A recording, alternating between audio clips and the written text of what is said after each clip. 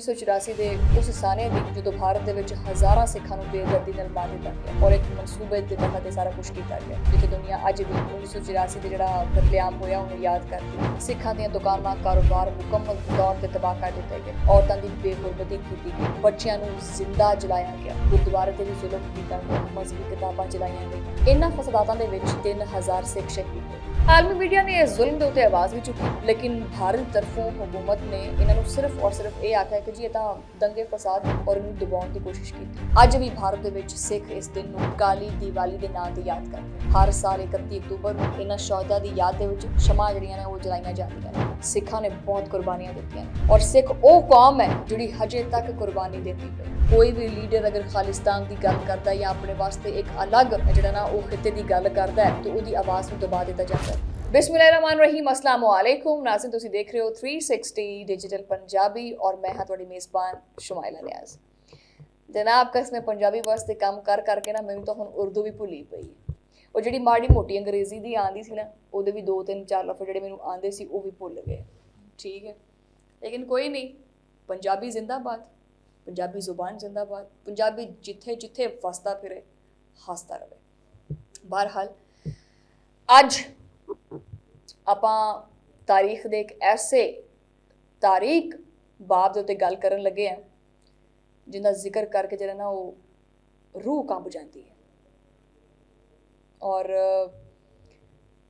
ਖੈਰ ਗੱਲ ਕਰਦੇ ਪਏ ਆ ਕਿ 1984 ਦੇ ਉਸ ਸਾਨੇ ਦੀ ਜਦੋਂ ਭਾਰਤ ਦੇ ਵਿੱਚ ਹਜ਼ਾਰਾਂ ਸਿੱਖਾਂ ਨੂੰ ਬੇਦਰਦੀ ਨਾਲ ਮਾਰ ਦਿੱਤਾ ਗਿਆ ਔਰ ਇੱਕ ਮਨਸੂਬੇ ਦੇ ਤਹਿਤ ਇਹ ਸਾਰਾ ਕੁਝ ਕੀਤਾ ਗਿਆ ਜਿੱਥੇ ਦੁਨੀਆ ਅੱਜ ਵੀ 1984 ਦੇ ਜਿਹੜਾ ਕਤਲੇਆਮ ਹੋਇਆ ਉਹਨੂੰ ਯਾਦ ਕਰਦੀ ਹੈ। ਔਰ ਬੜੇ ਦੁੱਖ ਦਾ ਤੇ ਅਫਸੋਸ ਦਾ ਇਹ ਵਾਕਿਆ ਸੀ।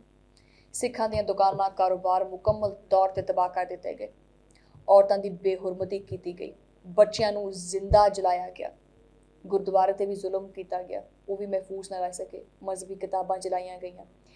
ਇਹਨਾਂ ਫਸਾਦਾਂ ਦੇ ਵਿੱਚ 3000 ਸਿੱਖ ਸ਼ਹੀਦ ਹੋਏ, ਜਦਕਿ ਤਾਦਾਦ ਇਸ ਤੋਂ ਵੀ ਜ਼ਿਆਦਾ ਦੱਸੀ ਜਾਂਦੀ ਹੈ ਕਿ ਕਿੰਨਾ ਕਤਲੇਆਮ ਕੀਤਾ। ਇਸ ਵਾਕਿਏ ਦੀ FIR ਹੈ ਉਹ ਵੀ ਦਰਜ ਨਹੀਂ ਕੀਤੀ। ਆਲਮੀ ਮੀਡੀਆ ਨੇ ਇਸ ਜ਼ੁਲਮ ਦੇ ਉੱਤੇ ਆਵਾਜ਼ ਵੀ ਚੁੱਕੀ, ਲੇਕਿਨ ਭਾਰਤ ਤਰਫੋਂ ਹਕੂਮਤ ਨੇ ਇਹਨਾਂ ਨੂੰ ਸਿਰਫ ਔਰ ਸਿਰਫ ਇਹ ਆਖਿਆ ਕਿ ਜੀ ਇਹ ਤਾਂ ਦੰਗੇ ਫਸਾਦ ਨੇ ਔਰ ਇਹਨੂੰ ਦਬਾਉਣ ਦੀ ਕੋਸ਼ਿਸ਼ ਕੀਤੀ। ਅਕਵਾਮ ਮੁਤਹਦਾ ਅਤੇ ਇਨਸਾਨੀ ਹਕੂਕ ਦੀਆਂ ਤਨਜ਼ੀਮਾਂ ਨੇ ਇਹਨੂੰ ਜੀਨੋਸਾਈਡ ਕਰਾਰ ਦਿੱਤਾ, ਲੇਕਿਨ ਭਾਰਤ ਇਹਨੂੰ ਹਜੇ ਵੀ ਤਸਲੀਮ ਨਹੀਂ ਕਰਦਾ। 1984 ਤੋਂ ਲੈ ਕੇ ਅੱਜ ਤੱਕ ਹਜ਼ਾਰਾਂ ਮੁਤਾਸਰੀਨ ਜਿਹੜੇ ਨੇ ਉਹ ਇਨਸਾਫ ਤੇ ਮੁੰਤਜ਼ਰ ਨੇ। ਕਈ ਮੁਤਾਸਰੀਨ ਨੇ ਖੁਦਕੁਸ਼ੀ ਕੀਤੀ, ਕੁਛ ਬਿਰੂਨੇ ਮੁਲਕ ਚਲੇ ਗਏ। ਅੱਜ ਵੀ ਭਾਰਤ ਦੇ ਵਿੱਚ ਸਿੱਖ ਇਸ ਦਿਨ ਨੂੰ ਕਾਲੀ ਦੀਵਾਲੀ ਦੇ ਨਾਂ ਤੇ ਯਾਦ ਕਰਦੇ।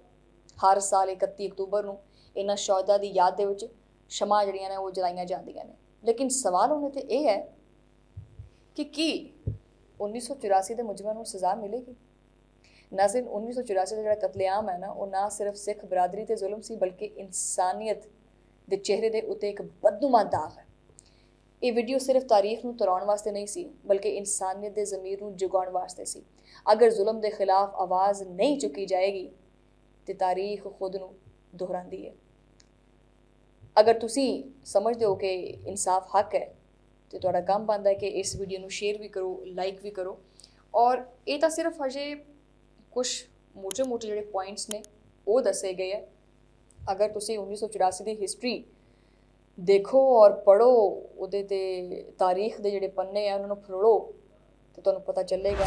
ਇੱਕ ਇਹ ਵਾਕਿਆ 1984 ਵਾਲਾ ਔਰ ਇੱਕ ਜਲਿਆਂਵਾਲਾ ਬਾਗ ਦਾ ਵਾਕਿਆ ਜਿੱਥੇ ਜਨਰਲ ਡਾਇਰ ਨੇ ਬਿਨਾਂ ਕੋਈ ਵਾਰਨਿੰਗ ਦਿੱਤੇ ਹੋਏ ਫੈਰ ਖੋਲ ਦਿੱਤੇ ਸੀ।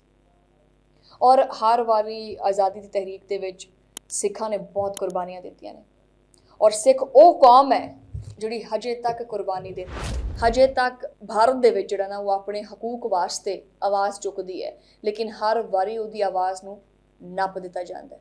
ਕੋਈ ਵੀ ਲੀਡਰ ਅਗਰ ਖਾਲਿਸਤਾਨ ਦੀ ਗੱਲ ਕਰਦਾ ਜਾਂ ਆਪਣੇ ਵਾਸਤੇ ਇੱਕ ਅਲੱਗ ਜਿਹੜਾ ਨਾ ਉਹ ਖਿੱਤੇ ਦੀ ਗੱਲ ਕਰਦਾ ਹੈ ਤਾਂ ਉਹਦੀ ਆਵਾਜ਼ ਨੂੰ ਦਬਾ ਦਿੱਤਾ ਜਾਂਦਾ ਹੈ। ਲੇਕਿਨ ਇਹ ਕੀ ਸਮਝਦੇ ਨੇ ਕਿ ਅਗਰ ਉਹ ਮੁਲਕ ਛੱਡ ਦੇਣਗੇ ਜਾਂ ਦੁਨੀਆ ਦੇ ਕਿਸੇ ਕੋਨੇ ਤੇ ਚਲੇ ਜਾਣਗੇ ਤੇ ਕਿ ਇਹ ਜਿਹੜੀਆਂ ਇਹ ਤਹਿਰੀਕਾਂ ਨੇ ਇਹ ਖਤਮ ਹੋ ਜਾਣਗੀਆਂ? ਨਹੀਂ, ਖਾਲਿਸਤਾਨ ਦੀਆਂ ਤਹਿਰੀਕਾਂ ਜਿਹੜੀਆਂ ਨੇ ਉਹ ਅੱਜ ਵੀ ਜ਼ੋਰ ਫੜਦੀਆਂ ਪਈਆਂ ਨੇ ਔਰ ਮਜ਼ੀਦ ਜ਼ੋਰ ਫੜਨਗੀਆਂ। ਇਹਨਾਂ ਦੀਆਂ ਜੜ੍ਹਾਂ ਮਜ਼ਬੂਤ ਨੇ ਔਰ ਹੋਰ ਮਜ਼ਬੂਤ ਹੋਣਗੀਆਂ। ਜ਼ਿੰਦਗੀ ਰਹੀ ਤੇ ਇਨਸ਼ਾਅੱਲਾ ਫਿਰ ਮੁਲਾਕਾਤ ਹੋਏਗੀ।